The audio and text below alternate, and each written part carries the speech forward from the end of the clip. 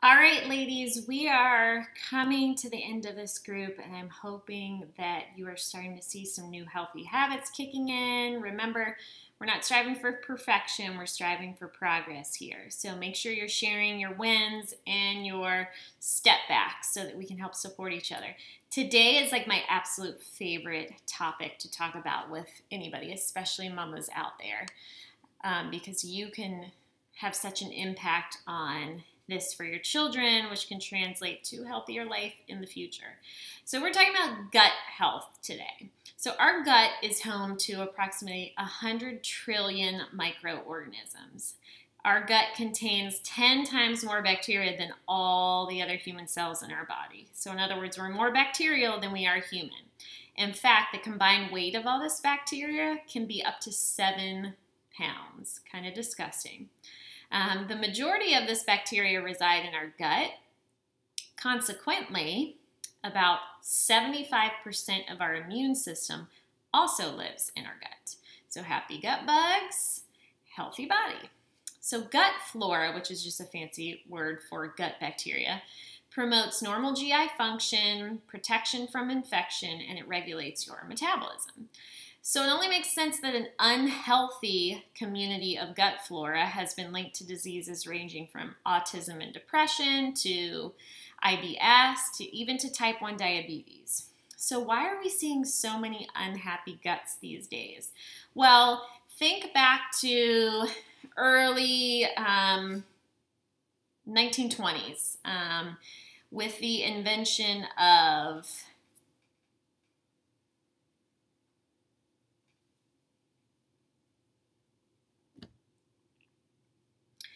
all right, guys, we are almost to our last week, and hopefully we have been starting to make some healthy changes. Remember that we're not striving for perfection, we just want progress here. So make sure you're sharing your gains and maybe your step back so we can help support each other. So today I am so excited because I could talk this stuff forever, especially to mamas. Gut health. Our gut is home to about 100 trillion microorganisms. We have about 10 times more bacteria in us than all the other human cells. So we're more bacterial than we are humans. In fact, the combined weight of all this bacteria has been documented up to 7 pounds. Majority of this bacteria lives in our gut. And interestingly enough, 75% of your immune system also lives in your gut. So happy gut bugs, healthy body. Gut flora, which is just a fancy name for gut bacteria, promotes normal GI function. It gives protection from infection, and it regulates your metabolism. So it only makes sense that an unhealthy community of gut flora has been linked to diseases ranging from autism, depression, IBS, type 1 diabetes, you name it.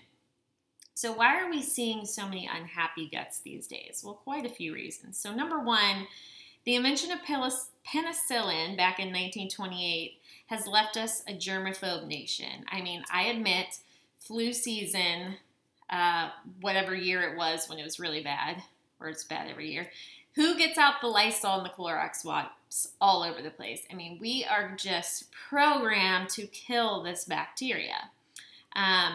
But did you know that E. coli actually exists in our bodies, and it aids in the digestive process? It aids in blood clotting, and it provides us with vitamin K, B12, thiamine, and riboflavin. Digestive experts agree that the balance of gut flora should be approximately 85% of the good bacteria and 15% of the bad bacteria. So we don't want to completely eliminate all the bad guys. So really, instead of washing and scrubbing those guys away, I mean, I'm not promoting for you to go rub raw chicken all over you, but it's our advantage to develop a good relationship with them. Other negative effects on our gut can be that we come in contact with. It's stuff in the environment that unfortunately we just cannot get away with. So stress and chemicals. Some good ways to counter this, because I mean, I get stressed out too, no matter what people tell you, and you cannot walk around in a bubble and not breathe in things that are just in your home and in your environment. It's really good to do some grounding. If you are unaware of what that means, take your socks and your shoes off and actually go out and walk outside in the grass. You will get the soil on you. There are bacteria that live in there that's actually good for you. So that's what grounding is called, not to mention good vitamin D. Medications are another reason for unhealthy guts these days, especially antibiotics. They can permanently alter our inner ecosystem.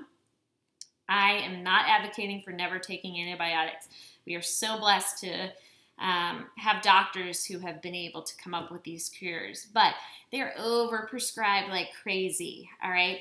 Really, when your doctor gives one to you or says that your child needs one, do your own research and make sure that you truly need that antibiotic. They have done tests that show that even 6 months after a full round of antibiotics, your gut bacteria, some of them never get reestablished. So you want to pick and choose when you are using these antibiotics. And finally, our diet. There's so much processed food out there. They contain lower fiber, and fiber feeds this bacteria. This can result in a lower variety of bacteria in our bodies because they're going to die off. They don't have any food. And this can cause them to actually start to feed on your mucus lining, which that is usually the cause of indigestion, IBS, all those lovely digestive disorders, and we just don't want to go there. All right, so those are some different ways that we've come into this bad rut with our gut health. So let's start talking about some ways to improve that. So these bacteria form a rich ecosystem in our bodies. They help us break down food. They make vitamin Bs and vitamin K from the food we eat, which I find very interesting. If any of you are avid gardeners out there, you know you don't want one thing in your soil or your raised beds. You want a variety of different things. So that's what I'm going to teach you today, how to extend your gut health far beyond probiotic pills, which really limit you to a small amount of bacteria, or think of your soil inside. All right, so what can us mamas do? One, you want to give your microbiome or your gut more food.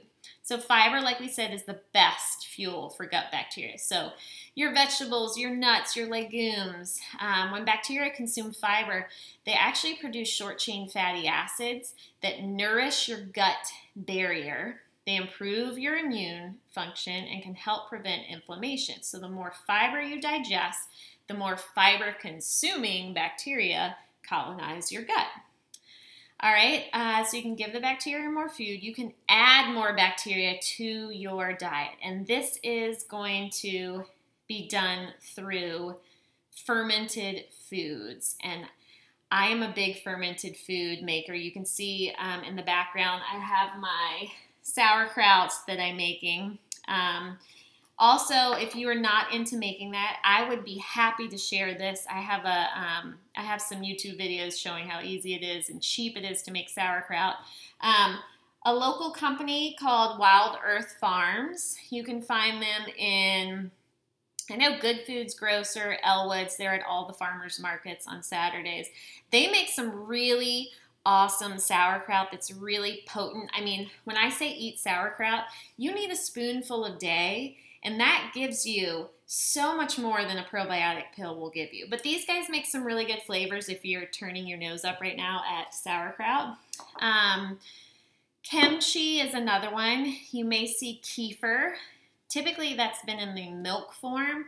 If you are buying kefir from the store, unfortunately, it's not going to have the probiotic makeup that you think you're getting because it has to be pasteurized in order to pass all the FDA regulations. I personally make water kefir. Doesn't this look like wine right here? It kind of tastes like that too. Water kefir is just a version of milk kefir, and I started getting into this because I wanted something in my girls to give them probiotics without a pill. And milk kefir is not really something that you want to drink after, you know, a day of work or a day with the kids. Whereas this is like a light, sweet, effervescent beverage that my girls seriously cannot get enough of. I used to sell this at farmers markets, and now if you're interested in learning more, because this is a whole video itself, I sell the kefir grains that you can use to make at home, and it's super easy. But you will see kefir in the stores. I'm telling you, I had to shut down my operation because you cannot make quality kefir and have it in stores without pasteurizing it. So while things in stores are better than nothing, it's not going to be the real deal. Let's see, what else? Okay, so fermented foods, sour foods. These types of foods contain gluconic acid and acetic acid. So those are healthy acids that help you create a certain type of pH in your body that supports the growth of probiotics in your system. And we just don't really eat sour foods anymore.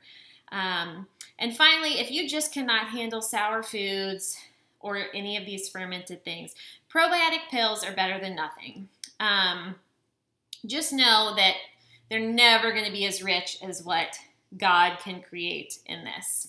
I would look for a pill that has 2 to 3 different strands of bacteria. Usually you're going to see the lactobacillus or the bifidobacteria, and anywhere from 30 to 50 billion CFUs. That's colony-forming units for adults. And usually the kid probiotic is going to be 5 to 10 billion. All right, so what can you do for your kids? Because I have one child that absolutely adores sauerkraut. Another turns her nose up at it. Fortunately, they both love this kefir. We get about half a cup of this a day. I drink about a cup, 2 cups. That's our probiotic for the day. But what else can you do? Start them on a probiotic if they're not going to do this stuff, or if you're not going to do this stuff. You can add a powdered version or a smidge to your breast when you're nursing if you have little kids. I've even heard of breast milk yogurt, where you can leave some of your expelled milk out with probiotic powder overnight. I have never tried that before, but that's worth looking into. I just want to give you some options. If they're eating, you can really add the powdered probiotic to anything, applesauce, potatoes, smoothies. If you have eaters, feed them sour foods. You have the power to develop those taste buds now, so keep exposing them to sauerkraut, to those pickles, and just some other fermented vegetables that things like Wild Earth Farms has out there for you. Again, try the water kefir, needs to be homemade. Again, hit me up if you want more information on that. So we really have the power to fire up the bacterial content in our bellies. We just have to commit to doing it. So this week, I want you to think about what fermented foods, what ways can I help improve my gut health. Whether you go to Elwood's and peruse some things, or Whole Foods, or Fall Line Farm, you can buy Wild Earth from. And just think about some different ways to get some more gut bugs into your life. So I hope y'all have a great week again with Natalie, and I will see you back next week for our last video. Y'all have a good one, guys.